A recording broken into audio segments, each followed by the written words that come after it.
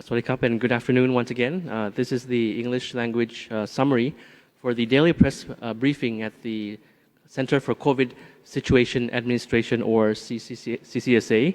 And today is Saturday, May the 9th, 2020.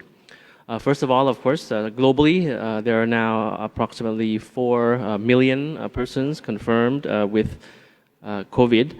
Around 1.3 million have recovered. However, 200,000 have passed away. And in Thailand itself, this is the first week of our easing of restrictions. And thank you for the cooperation of all sectors of society, for the hard work of the medical personnel, the frontline officers. We have seen a relatively low rate of infection. But of course, while some may have seen that we are almost winning the battle, but of course, we are in fact fighting a war. So there will be more battles ahead, including how to revive the economy so that we can come back stronger with resilience while leaving no one behind. And meanwhile, of course, as the spokesperson mentioned, there are a lot of updates, a lot of good news and developments in terms of our research and development as well. So one issue he mentioned was about the production of PPE isolation gowns. It's a cooperation between the Ministry of Public Health and the Thailand Textile Institute to produce these PPE isolation gowns, which can be used for around 20 times, and it will be produced in a total of around 800,000 sets, with 40,000 sets initially. Today we had a special guest briefing in this press briefing, which was the Deputy Permanent Secretary of the Ministry of Education. So she began with the policy of the Ministry of Education that when schools close, the learning must not stop. The learning process must not stop in all levels, be it elementary, in high school level, or in the technical or vocational school level. And just some points which she mentioned was that with COVID, of course, they are trying to adjust the school curriculum and school schedule and vacation schedule, but nevertheless, the safety of students is of utmost concern, be it on site, when they go to schools, when classes open, on air, when they have distance learning, and online as well. Secondly is, of course, the access to education will be strengthened. The modes of access will be ensured. Thirdly, the Ministry of Education will utilize the tools available. For example, the National Broadcast and Telecommunications Commission has arranged around 17 digital TV channels on satellite for distance learning. The school schedule would have to be adjusted, and the education personnel will be taken care of in terms of being able to facilitate their teaching engagements. Of course, opportunity brings in crisis, and for the Ministry of Education, the opportunity is to improve the overall education system in Thailand. The school calendar for Thai schools will be adjusted approximately to open the 1st of July until the 13th of November, and then again from the 1st of December to the 9th of April next year. And of course, the vacation time and durations will be adjusted. And finally, the Minister of Education also sent in a message of his support for lifelong learning for all students and young persons in Thailand. So moving on to the general situation and the number of cases that we have. For today, we have new confirmed cases totaling 4, making the cumulative number 3,004. These 4 cases, I have some details on this. The first is a 36-year-old female from Bangkok who came in contact with an infected person and showed symptoms of cough starting on the 5th of May. The second case, a 28-year-old female working in a shopping mall in Phuket and returned home to Prachin Buri province recently. Third and fourth cases are 2 females aged 41 and 44 respectively, who came into contact with a person who was found to be infected with COVID, who traveled back from Malaysia. And this is a result of the active case finding at the community level in Yala province. You have the slide on screen for you. So around 92% of that number, 92.8% of that number of 3,004 have recovered or been discharged, which is an additional of 3 recoveries as compared to yesterday. And we have 1 fatality to report to you, making the accumulated total 56. Today's fatality, a 68-year-old Thai male who began exhibiting symptoms such as high fever, muscle fatigue, and breathing difficulty since the 19th of March and was hospitalized since the 22nd of March. So once again, our sincere condolences to the friends and families of the deceased. Moving to the compliance measures, as mentioned in the past briefings, more than 2,000 teams of personnel countrywide have continued to inspect the various business establishments and other locations across the country to monitor the compliance of the easing up of the CCSA guidelines. And as mentioned, of course, when the compliance is at the most ideal level, of course, that would affect our assessment in terms of the second phase, and hoping that we'll have very high compliance, 100%, so that the second phase will be easy and we'll be able to ease up all the measures at the second phase. So as seen on screen, on 8th of May, we have done around over 16,000 inspections, site inspections, and there were 392 total non-compliance, or an average of 2.5% in all sectors, which shows the overwhelming level of support from all sectors of business. You see on screen restaurants, salons, supermarkets, retail stores.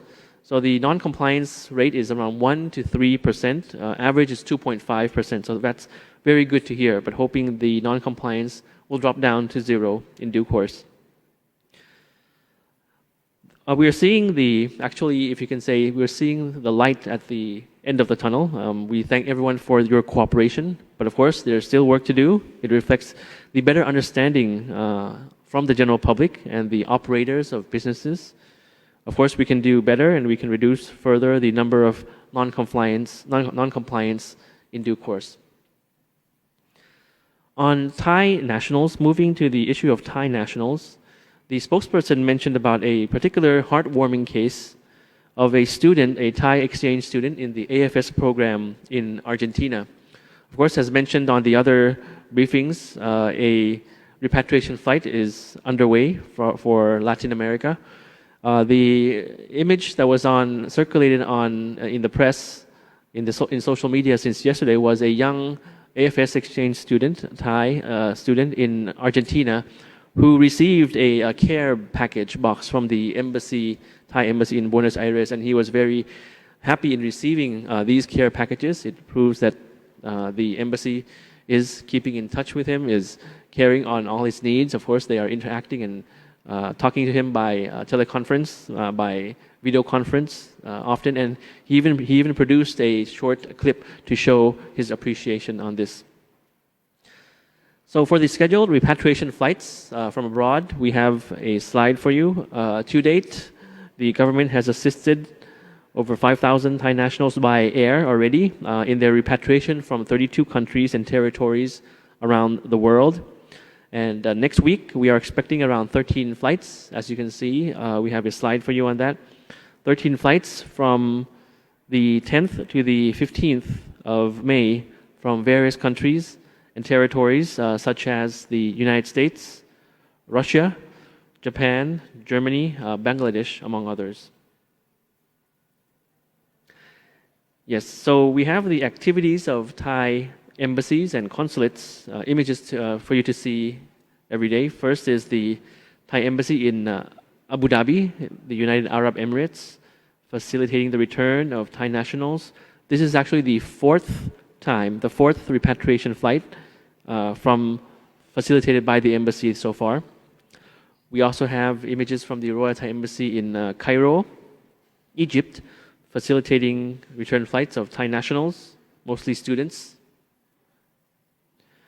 And then we also have the information that the Royal Thai Consulate in Dubai has continued to support the Thai community, reaching out and providing food and necessary supplies to more than 500 Thai nationals living in Dubai and in the surrounding areas. So once again, reassuring that Thai nationals abroad and their families and relatives are in touch with the various embassies around the world. It is our duty, of course, to take care of Thai nationals. And of course, when they return, they will be put into the state quarantine system, which is a secure system to ensure the safety of the travelers coming back and also the general public in Thailand as well. So the last chunk of information I have is about the inquiries, the question and answer portion. One question received on social media was that as Thailand begins to ease the restrictions, the various measures in terms of businesses, there are still restrictions on traveling in Thailand, domestic traveling. So particularly on domestic air travel, the question is there any document or permissions, specific permission letter needed to travel from one province to another, or is it just by filling a form to travel? So the CCSA has advised the general public to avoid or delay non-essential travel between provinces. But should you have reason to travel to another province, it's recommended that you prepare documents related to your travel documents, as well as other documents explaining the necessity of the travel. Any kind of document that you have on that, the reasoning of, for example, for hospital visits and the like. And please check with your travel destination for any restrictions or precautionary measures that might affect your plans, such as some provinces would have mandatory quarantine in local quarantine sites. And in this connection, for those who need to travel, in case of inter-provincial travel by train in particular, travelers must fill out a personal information and travel plan form to facilitate contact tracing. So we have a slide for you on screen, courtesy of the Public Relations Department. This form is called the T8 form and could be obtained at the ticket counter at the train station, or it can be downloaded at the websites. Some other inquiries. First is about washing hands. There was an inquiry actually from some friends from Finland about washing hands, that right now, since the situation in Thailand the numbers seems to look better, should he or she stop or decrease the frequency in washing hands?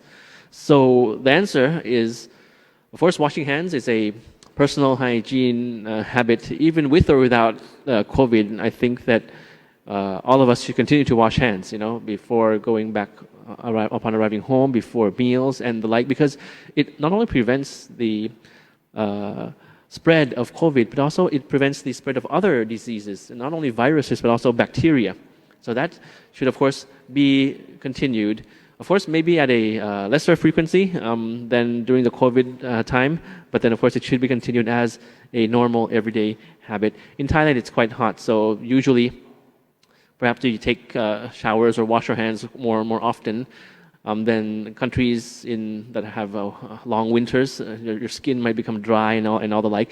But in Thailand, of course, that's a common habit. So hoping that will continue as a habit for everybody to prevent other types of infections as well. Another question was about the frequency of the active case testing, active case finding in various provinces around the country, including in Bangkok, in Kong Tei, in provinces like Yala and the like. So the spokesperson gave some statistics and numbers about the active case finding, which is numerous, which is increasing, and it has been successful in finding those who are infected. So that has been continued.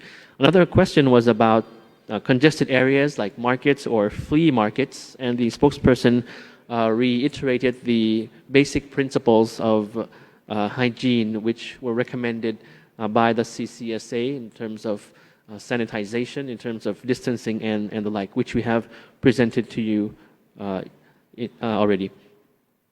So in going forward, in conclusion, as we gradually ease the restrictions and the transition towards normalcy, in the words of the spokesperson, we cannot let our guard down. We must continue to take precautions in all types of precautions. As mentioned, avoid unnecessary travel in terms of going to different provinces and in terms of social distancing.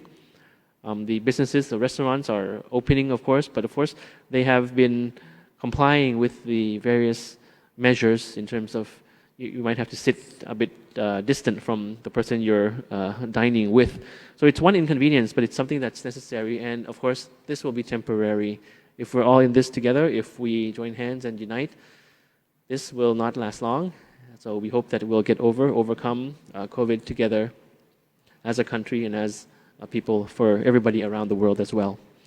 So thank you very much for your attention. Good afternoon. I wish you the best. Stay safe and stay hygienic and stay strong. Thank you very much. สวัสดีครับ ครับขอบพระคุณ